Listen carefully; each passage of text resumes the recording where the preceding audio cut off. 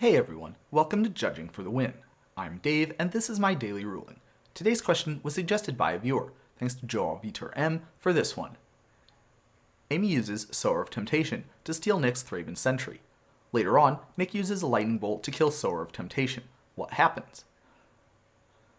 Okay, so for this question, we're going to need to first know a little bit about how triggered abilities work.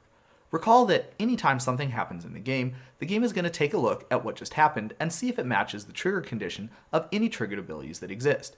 If it does, those triggered abilities are going to trigger and eventually go onto the stack. Now let's take a look at the triggered ability, and notice that it says whenever a creature you control dies. Now that's kind of interesting because you means the person who controls this triggered ability, and so it's not really clear whether Sower of Temptation would constitute a creature you control or not.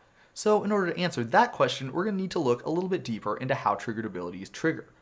So remember that anytime something happens in the game has to decide whether a triggered ability has its trigger condition fulfilled or not. Now, the way it does that is usually by looking at the game state immediately after the trigger event happens. However, some types of triggered abilities are specially handled, and the game looks at the game state immediately before the event happened in order to see whether the trigger event has happened or not.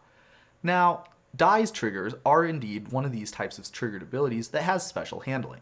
And so that means that in order to answer questions like that, the game is going to take a look at the game state immediately before what just happened occurred. Immediately before the Sower of Temptation died, the Sower of Temptation and the Thraben Sentry were both controlled by the same person. Accordingly, Amy is going to be the person who controls this triggered ability, and Amy is the person who controlled Sower of Temptation, which means that yes, indeed, a creature you control has died. So that's pretty cool, and that means that the triggered ability will indeed trigger. However, there's one more really interesting thing about this ruling that I want to point out.